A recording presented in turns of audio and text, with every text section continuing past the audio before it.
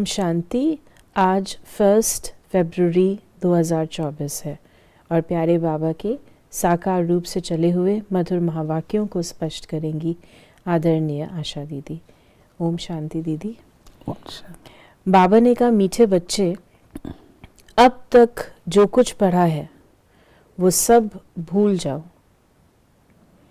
एकदम बचपन में चले जाओ, तब इस रूहानी पढ़ाई में पास हो सकेंगे। बाबा ने बताया कि अब तक तुमने बहुत कुछ पढ़ रखा है, दुनिया भर की बातें अपने बुद्धि में आपके हैं, उन सबको रेज करो और इरेज करके आपको केवल अपने बाल्यकाल में चला जब आप ABC सीख रहे हैं। ये रूहानी ज्ञान है, इसकी ABC जानना। प्रश्न है कि जिन बच्चों को दिव्य बुद्धि मिली है उनकी निशानी क्या होगी? वे बच्चे इस पुरानी दुनिया को इन आँखों से देखते हुए भी नहीं देखेंगे। उनकी बुद्धि में सदा रहता है कि ये पुरानी दुनिया खत्म हुई की हुई, ये शरीर भी पुराना तमो प्रधान है तो आत्मा भी तमो प्रधान है, इससे क्या प्रीत करें? ऐसे दिव्य बुद्धि वाले बच्चों से ही बाप की भी दिल लगती है। ऐसे बच्चे ही बाप की याद में निरंतर रह सकते हैं, सेवा में भी आगे जाते हैं। बाबा ने कहा, बाप की भी दिल लगती है ऐसे बच्चों से। बाबा को अच्छा लगता ना, कोई अच्छी रूहान करे, बाबा से बातें करे, प्रश्न उत्तर करे तो अच्छा लगता है।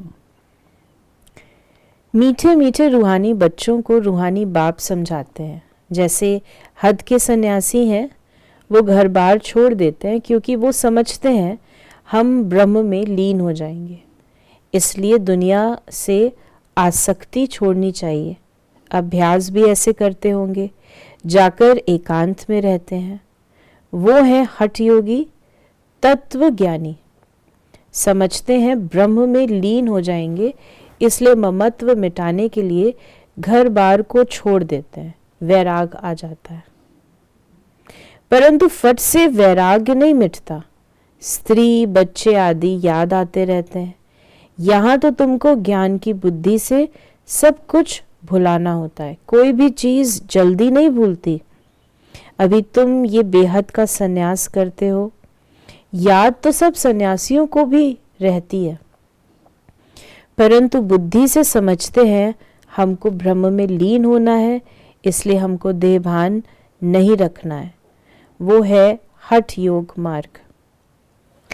फिर बाबा ने कहा कि अभी तुम बच्चों को भी पक्का निश्चय है, बहुत कहते हैं इनकी पवित्रता अच्छी है, ज्ञान अच्छा है, संस्था अच्छी है, माताएं मेहनत अच्छी करती हैं क्योंकि अथक हो समझाती हैं, अपना तन मन लगाती हैं, इसलिए अच्छी लगती हैं। परंतु हम भी ऐसा अभ्यास करें ये ख्याल भी नहीं आएगा, कोई विरला निकलता है। वो तो बाप भी कहते हैं कोटों में कोई, अर्थात जो तुम्हारे पास आते हैं उनमें से कोई निकलता है। इसका गायन शास्त्रों में भी है कि परमात्मा को पहचानने वाले बहुत विरले होते हैं। तो हमको भी नशा होना चाहिए, हम कोटों में को में। बाबा ने कहा कि बाकी ये पुरानी दुनिया खत्म होने वाली है, तुम जानते हो अब बाप आया हुआ है, साक्षात्कार हो न हो, विवेक कहता है बेहद का बाप आए हैं।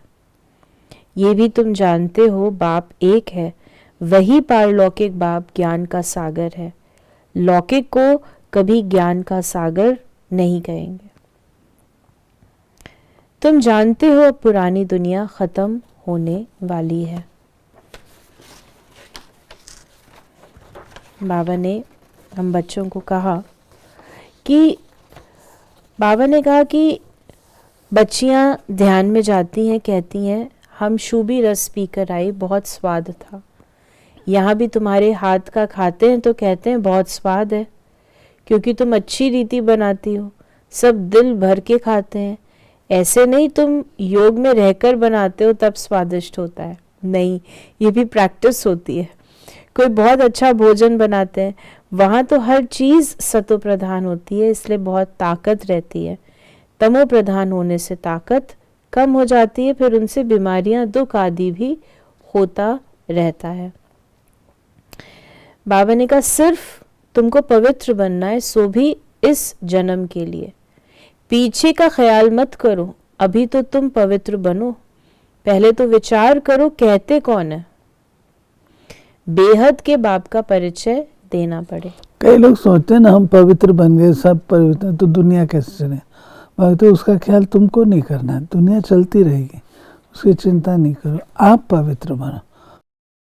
अभी तुम बच्चे ड्रामा को जान चुके हो, भक्ति मार्ग का पाठ चलना ही है, सब भक्ति में है, नफरत की दरकार नहीं। सन्यासी खुद नफरत दिलाते हैं, घर में सब दुखी हो जाते हैं, वो खुद अपने को जाकर थोड़ा सुखी करते हैं। वापस मुक्ति में कोई जा नहीं सकता, जो भी कोई आए हैं वापस कोई भी गया नहीं है, सब यहाँ ही है। बाबा ने कहा ये सारी पुरानी दुनिया है, ये ख़त्म हो जाती है, ये सब कब्रिस्तानी है, उनसे क्या दिल लगाएंगे। अभी परिस्तानी बनना है। तुम अब कब्रिस्तान और परिस्तान के बीच में बैठे हो। परिस्तान अभी बन रहा है, अभी बैठे हैं पुरानी दुनिया में, परंतु बीच में बुद्धि का योग वहां चला गया। फिर बाबा ने कहा याद बहुत मुश्किल ठहरती है, माया विघन डालती रहती है, तो बाप समझाते हैं ये पुरानी दुनिया ख़त्म होने वाली है। बाप भल यहाँ बैठे हैं, देखते हैं, परंतु बुद्धि में है ये सब ख़त्म होने वाला है, कुछ भी रहेगा नहीं, ये तो पुरानी दुनिया है, इनसे वैराग हो जाता है। बाबा समझदारी देते हैं कि यह है पुरानी दुनिया, पुरानी दुनिया रहने वाली नहीं, क्योंकि मैं नई दुनिया बना रहा हूँ, इससे इसके वैराग पक्का रखो। फिर बाबा ने हम बच्चों को कहा कि भगवान को बागवान, माली, खेवैया क्यों कहते हैं, ये भी तुम अभी समझते हो। बाप आकर विषय सागर से पार ले जाते हैं, तब तो कहते हैं नैया मेरी पार लगा दो। तुमको भी अभी पता पड़ा है कि हम कैसे पार जा रहे हैं। बाबा हमको क्षीर सागर में ले जाते हैं, वहाँ दुख दर्द की बात नहीं। फिर बाबा ने हम बच्चों को कहा, बाप कहते हैं भल मैं देखता हूँ, परंतु मेरे में ज्ञान है, मैं थोड़े रोज का मुसाफिर हूँ। वैसे तुम भी यहाँ पाठ बजाने आए हो, इसलिए इससे ममत्व निकाल दो। बाबा ने आज हमें वरदान दिया, हिम्मत और उमंग उत्साह के पंखों से उड़ती कला में उड़ने वाले तीव्र पुरुषार्थी भव। उड़ती कला के दो पंख हैं, हिम्मत और उमंग उत्साह। किसी भी कार्य में सफलता प्राप्त करने के लिए हिम्मत और उमंग उत्साह बहुत ज़रूरी है। जहाँ उमंग उत्साह नहीं होता वहाँ थकावट होती है, और थका हुआ कभी सफल नहीं होता। वर्तमान समय के अनुसार उड़ती कला के सिवाय मंजिल पर पहुंच नहीं सकते, क्योंकि पुरुषार्थ एक जन्म का और प्राप्ति 21 जन्म के लिए ही नहीं, सारे कल्प की है। तो जब समय की पहचान स्मृति में रहती है तो पुरुषार्थ स्वतः तीव्र गति का हो जाता है। और स्लोगन है, सर्व की मनोकामनाएं पूर्ण करने वाले ही कामधेनु है। सर्व की मनोकामनाएं वो पूरी कर सकता है जिसकी अपनी कोई कामना ना हो। बाबा ने जो वैराग का